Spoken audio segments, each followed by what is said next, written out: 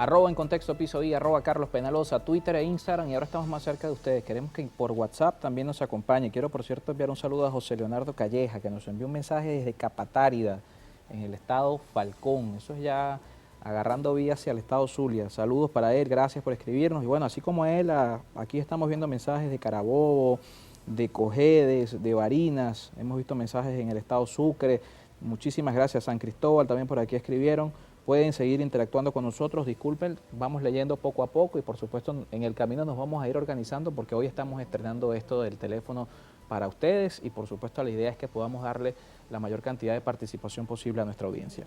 Bien, recibimos a nuestro segundo invitado que es Leonardo Soto, es economista. Vamos a hablar del salario porque el 15 de marzo se cumple un año ya de la entrada en vigencia de este aumento salarial que decretara el Ejecutivo, el último incremento que se conoce en nuestro país por parte de las autoridades del Estado, que en ese momento esos 30 bolívares significaban al tipo de cambio oficial, que vamos a aprovechar la oportunidad para recordarlo con la tasa oficial que en ese momento manejaba el Banco Central de Venezuela, algo cercano a los 4,20 bolívares, 4,24 bolívares por dólar, representaba un monto cercano a los 30 dólares, que también para ese momento, si lo comparamos respecto a la canasta básica que establece, a la canasta alimentaria familiar que establece el Sendas, uno de los indicadores que hay, no es el único y lo aclaramos acá.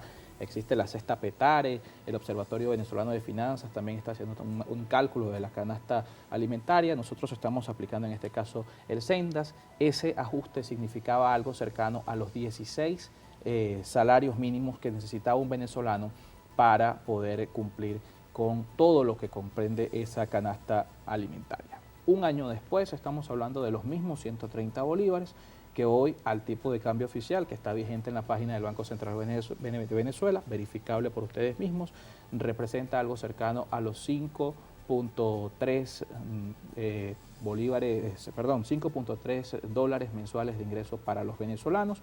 Y si nos vamos a la canasta del Sendas, esta correspondiente en el mes de enero de 2023, ya no estamos hablando de 16 salarios que necesita el venezolano, estamos hablando que se necesitan, en este caso, 80 salarios al tipo de cambio vigente de hoy. De esa manera se ha depreciado el poder adquisitivo en un año, de 16 salarios necesarios a 80 en lo que hoy representan esos 130 bolívares. Ya ha pasado un año. Muchísimas gracias, Leonardo, por acompañarnos. Ya ha pasado un año, Carlos, de un aumento que cuando se anunció ciertamente era insuficiente. Claro. En las condiciones de ese momento, hoy obviamente... Por eso la idea de contratarlo con la canasta, para que vieran que no es que era el cubría el 50% de la canasta. Claro, el tema de este deterioro progresivo del salario en Venezuela, de hecho se convirtió en una muy mala práctica social. Yo no sé si recuerdas que hubo una época en la que Chávez decretaba aumento de salario todos los 1 de mayo, ¿no? Con relación al tema del Día del Trabajador. Claro. Y culturalmente se convirtió como una especie de bola de nieve de expectativa del ciudadano basado en que a partir de esa fecha voy a mejorar mi poder adquisitivo. Y obviamente todo aumento salarial decretado por el gobierno sin que existiese ningún sustento efectivo en reservas internacionales, en producción, en relaciones saludables con el sector privado, en incremento de generación de bienes y servicios, en participación de capitales internacionales, automáticamente se convertía en inflación. Y esa bola de nieve, ese efecto aguas abajo, ha seguido siendo, perdón, digamos, la premisa en lo que es la representación salarial en Venezuela. ¿Qué hizo el señor Nicolás Maduro al momento de que decreta este aumento de salario para en ese entonces acallar un poco aguas turbulentas que tenía a su alrededor con relación precisamente al tema económico bien delicado? Era precisamente eso, mitigar un poco el hecho expectativa fundamentalmente basado en la gran plataforma empleada que tiene el Estado venezolano en todos sus niveles. Y le permitió tener cierta holgura o maniobrabilidad en cuanto a algunas políticas económicas, complementado esto con bolsas CLAP o cualquier otro tipo de tipo de compensaciones. Sin embargo, Carlos, el hecho de que hasta ahora no se haya anunciado efectivamente un incremento del salario, a pesar de que han existido protestas en buena parte del país, principalmente de maestros, profesores, algunos médicos, enfermeras, y que el gobierno no se haya pronunciado oficialmente, nos da un indicador de lo delicada que está la situación en cuanto a la posibilidad de llevar nuevamente el salario mínimo a $30, efectivamente hablando a 50, o Claro. un poco más, que han sido algunas estimaciones que han hecho algunos colegas, un poco temerarias si se quiere, de llevarlo tal vez a 150 dólares efectivos y obviamente anclados a una tasa de cambio variable, ¿no? Claro, No que un es pago como el estrictamente. promedio que establece el sector privado hoy, ¿no? Eso es correcto. Y es donde viene el punto clave de lo que está ocurriendo en nuestra economía con relación al salario. Ciertamente nuestro sector privado muy disminuido a la fecha, nada comparable con lo que fue un sector privado del año 2010, 2013. No puede ocupar a buena parte de la masa laboral que tiene el país aún demandando un puesto de trabajo y una renta fija mensual. Y cada vez tenemos un sector empresarial mucho más disminuido. Hace poco, de hecho hace un par de días, me comuniqué con algunos empresarios amigos, dos de ellos me dijeron que, Leonardo, no podemos más. La inseguridad, el no acceso al crédito y otros elementos asociados a la posibilidad de operar saludablemente. La voracidad fiscal también. La voracidad fiscal lo han que hoy denunciado. está sobre la mesa, inclusive creo que ha sido como un despertar en materia de lo que ocurrió el impuesto a las grandes transacciones financieras, que la misma Asamblea Nacional está proponiendo un proyecto para su modificación o su derogación según sea el caso. Entonces, todos estos elementos hacen que este sector empresarial, que se ha convertido como una especie de salida razonable ante este déficit salarial que tiene el gobierno venezolano, hoy se sigue debilitando de manera muy preocupante. Y la gran pregunta es, ¿qué haría el gobierno ante estas circunstancias? Mira, no es casualidad, es de hecho una causalidad directa que hoy el gobierno está estableciendo pautas mucho más rígidas en cuanto al tema de la negociación y la posibilidad de establecer un acuerdo con la oposición, indicando ya parte de uno de sus principales voceros que no habrá ninguna firma de un acuerdo con oposición hasta Correcto. que se liberen plenamente todas las sanciones. ¿Por qué? Más que un tema político, es un tema económico, con sanciones sobre Venezuela, sobre su operatividad como gobierno ejecutivo. No hay posibilidad de refinanciamiento de deuda, porque ni siquiera se trata, Carlos, de decir que una vez que se eliminen las sanciones vamos a vender mucho petróleo, que existe esa posibilidad obviamente. Hay mucha inversión que hacerle a nuestra industria, pero sino tampoco, es de refinanciamiento de deuda. pero tampoco se debería tratar de poder levantar las sanciones para acceder a un dinero y usarlo en pagar nóminas, ¿no? Porque no se traduce en un estímulo a la economía. Claro, no se trata de precisamente eso. Yo hablo desde el punto de vista tecnoeconómico, endeudamiento productivo. Esa es mi visión desde el punto de vista de economista que sabe no lo que hay que endeudarse hacer. para pagar. No endeudarse para pagar porque sería un absurdo. Ahora, si esa es la filosofía que pudiese tenerse sobre la mesa para salir de una crisis inmediata, pues sería generar una crisis aún más grande en el corto plazo. Pero ciertamente el país necesita deuda productiva que supere los 50.000 millones de dólares de entrada, es decir, un dinero fresco que entre en nuestras arcas de inmediato para fortalecer toda la plataforma productiva nacional que permita compensar inclusive toda esa cantidad de bolívares en circulación que actualmente existen en la economía. Entonces, todos estos escenarios de llamado del Poder Ejecutivo o sus representantes a la firma de este acuerdo, solo si se eliminan 100% de las sanciones. Este silencio que se ha generado en cuanto al requerimiento de un aumento salarial, es como esos dar pasos cautelosos, pero muy temerosos hacia un hecho que saben que tienen que cumplir en lo inmediato, porque vamos a estar claros, viene un año electoral muy complicado. De hecho, ya estamos en campaña electoral prolongada. Y si no se solventan los aspectos claves de calidad de vida, de acceso a los bienes y servicios que permitan una vida digna para el ciudadano venezolano, ellos saben que su relación costo-beneficio desde el punto de vista político no les favorece del todo y eso obviamente los va a dejar muy mal parados. Claro, y además no lo mencionamos cuando hicimos esa comparación del tema del salario y la canasta alimentaria familiar, pero la canasta alimentaria familiar en enero muestra una variación de precios también que habla de no solamente de cómo ese poder adquisitivo en un año se ha contraído, sino cómo también los precios han venido aumentando. Es decir, por un lado, el dinero que tiene el que tiene el venezolano en el bolsillo vale menos, pero a la vez los productos también están mucho más costosos. Más allá del escenario electoral, también eso es una realidad que obliga a acciones inmediatas, ¿no? Mira, hay muchos riesgos asociados al hecho de yo como inversionista, por ejemplo, colocar N cantidad de mercancías en la economía, bien sea que la produzca, bien sea que la importe, bien sea que la ensamble acá, porque ciertamente es parte de mi patrimonio personal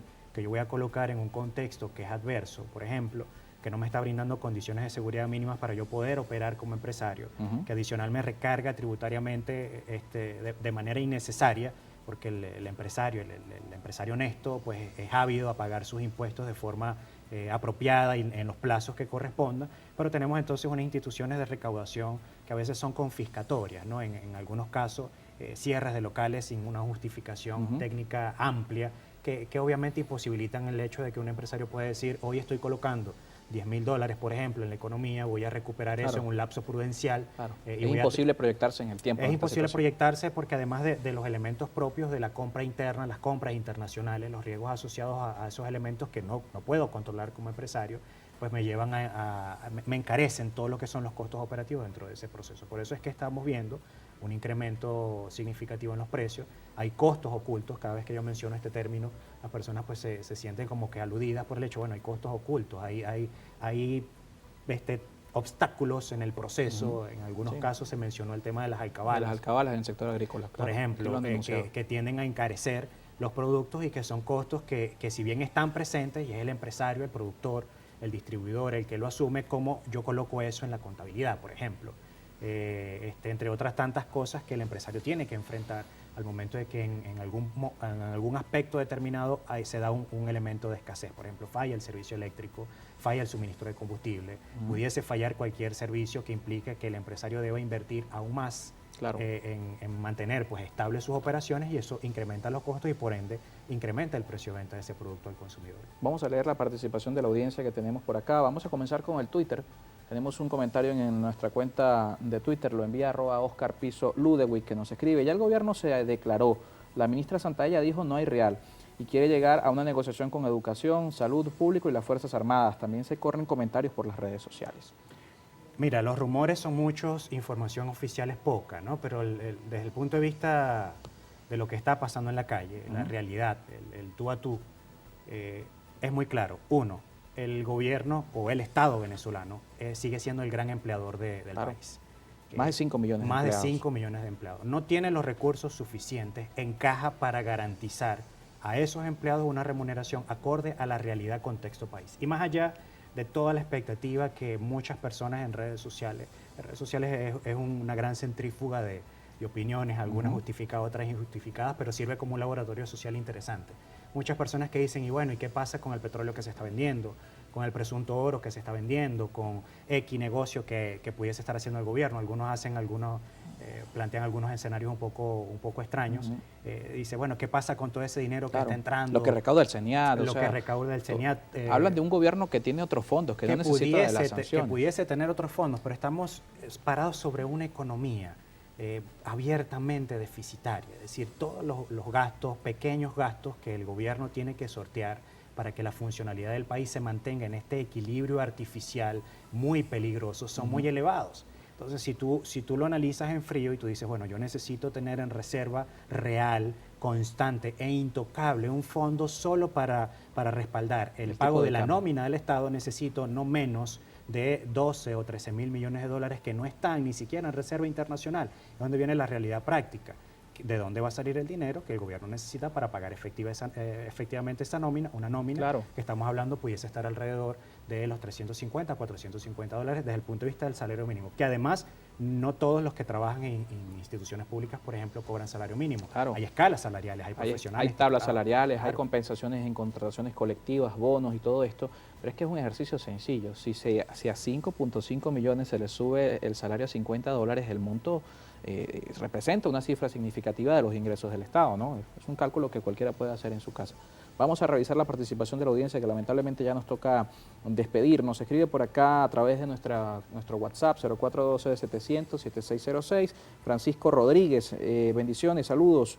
Mi pregunta es, ¿qué va a pasar con el tema del salario? Ya aumentaron el pasaje, todo aumenta, ¿qué solución se propone? Un salario de emergencia, pero de manera inmediata, nadie se pronuncia sobre el tema. Dice por acá también, y una pregunta para el amigo Leonardo, ¿por qué el dólar se ha detenido en 24 bolívares? ¿Quién realmente maneja el dólar ya que va a la par con el paralelo? Mira, hubo de hecho, o hay una hipótesis relacionada con que esta gran devaluación que ha vivido el país en los primeros 3 meses del año fue un poco planificada. Tenemos exceso de liquidez en la economía, esto generaba pues inestabilidad en los precios en bolívares, y el gobierno, para recoger este exceso de liquidez, tal vez promovió esta devaluación progresiva que generó pues esa recaudación. El gobierno tiene que aumentar, tiene que hacerlo.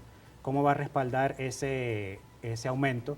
Obviamente estaba esperando que la amplitud de las operaciones, por ejemplo, de la empresa norteamericana que está haciendo vida en Venezuela, le permitiese tener un flujo de caja más dinámico, y eso no ha ocurrido, por lo menos no como se tenía en expectativa. Así que el gobierno tiene hoy más que nunca que pisar el acelerador a solucionar este gran requerimiento, porque el empresariado nacional está haciendo lo que puede hacer con una economía contraída, que actualmente la demanda ha disminuido de manera significativa, y que obviamente un empresario desde su flujo de caja puede garantizarle al trabajador un pago promedio que pudiese estar hoy alrededor de los $150, hablando desde el punto de vista del salario mínimo, pero no todos los empresarios pueden pagar eso, lamentablemente. Y los que pueden pagar mucho más de eso, obviamente, están a expensas de que en cualquier momento, situación de crisis o incertidumbre, cambie las reglas del juego y les tumbe pues su flujo de caja, y con ello la posibilidad de honrar ese compromiso con el trabajador que tiene pues, arropado en sus operaciones empresariales. Otro de los comentarios nos dicen por acá también a través del WhatsApp: buenas tardes, seguimos en lucha, en acciones sindicales, seguir el ejemplo que Barinas dio hoy, maestros, no podemos ir a las aulas, no tenemos dinero ni para pagar pasaje, ni para pagar gasolina, los que tienen carros tenemos hambre de dignidad. Carmen Montilla, que nos escribe desde Barinas.